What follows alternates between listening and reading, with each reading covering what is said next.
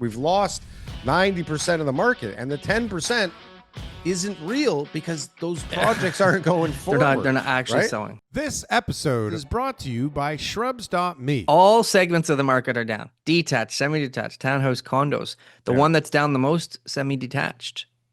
Semi-detached is Next, down the most. detached. So now we've had a switch. This is important. What? Now we've had a Condos are switch. good? Condos are the least down year over year. Yes.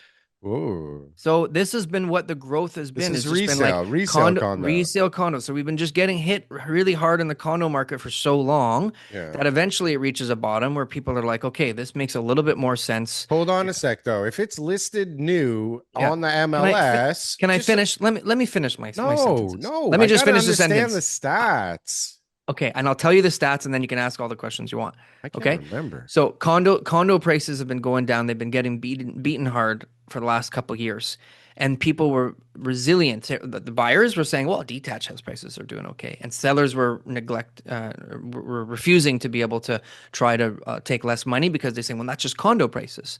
And so, like I said, in our September numbers, it wasn't just why did we sell double this year compared to last year? Well, all of a sudden we had more showings. All of a sudden we had better offers. No, we were still getting low offers. We were still having trouble selling properties. They were still selling a lot of them under asking. We did have some over askings, but it was most of them under asking.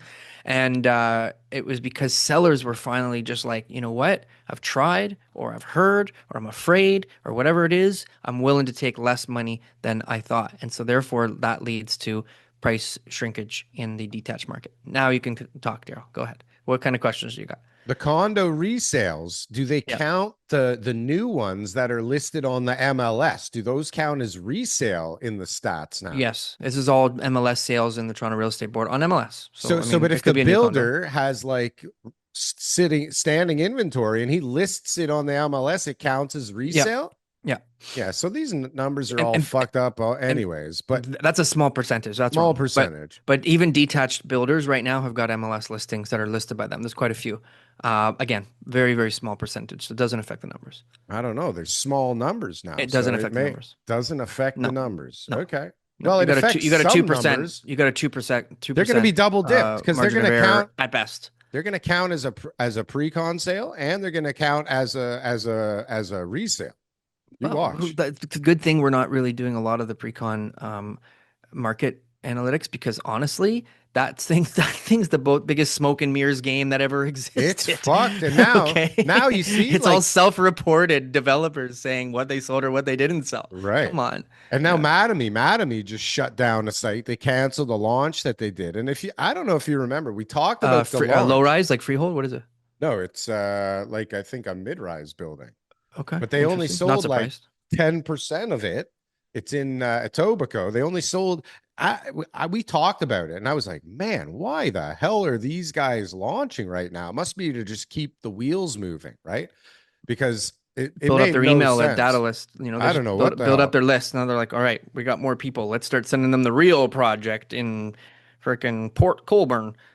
Well, but at $500 a square foot. The thing is that those were part of some sales stats that already looked fucking weak and pathetic a few months ago. Now they're going to come out of those stats. So, right, the sales just got worse than they already were. And we're at like 90% of what we're normally at in the pre-con market, right? Or 10%. We've lost 90% of the market. And the 10% isn't real because those projects aren't going forward. They're not actually selling. Yeah. But it does give you some sort of indication as to what people are doing. And so obviously I wouldn't rely on them per se, but I would at least say they're helpful for developers making decisions.